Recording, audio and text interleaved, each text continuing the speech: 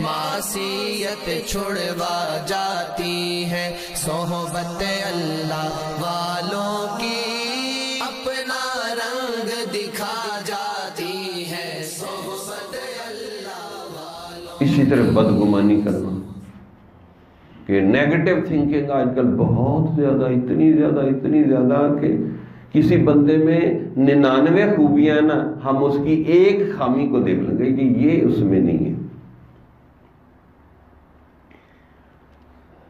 اتنی negative thinking ہے جس کے حد، اور یہ بڑی خطرناک ہوتی ہے۔ جب بھی بندہ مشائخ اور علماء سے محروم ہوتا ہے، ان کی برکات سے محروم ہوتا ہے، تو پہلے انجانے میں یا جان بوجھ کے بے ادبی کرتے ہیں، پھر اس کو غلط فہمیاں پیدا ہونی شروع ہو جاتی ہیں، پھر بدگمانی کرنے لگ جاتا ہے، اور پھر اس کے بعد بد زبانی کرتا ہے، اور بس پھر 0/0 ہو جاتا ہے۔ اس طرح بندہ گرتا ہے۔ تبلیغ میں بھی، مدرسوں میں بھی، اور مشائخ کی صحبت میں بھی بندہ ایسے ہی گرتا ہے۔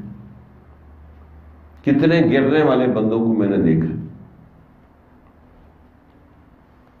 وہ اسی طرح گرتے ہیں کہ کبھی انجانے میں بے ادبی کر دی، اس کا احساس ہی نہیں کہ میں نے بے ادبی کی، کبھی جان بوجھ کے بے ادبی کر دی، پھر غلط فہمیاں پیدا ہو گئیں، پھر نیگیٹو تھنکنگ، بدگمانی شروع کر دی، پھر بد زبانی، پھر چال ختم ہو گیا کام۔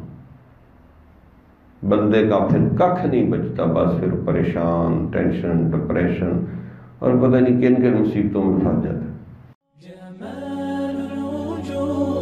بذكر الإله وتصفو الحياة بنور هدى، جمال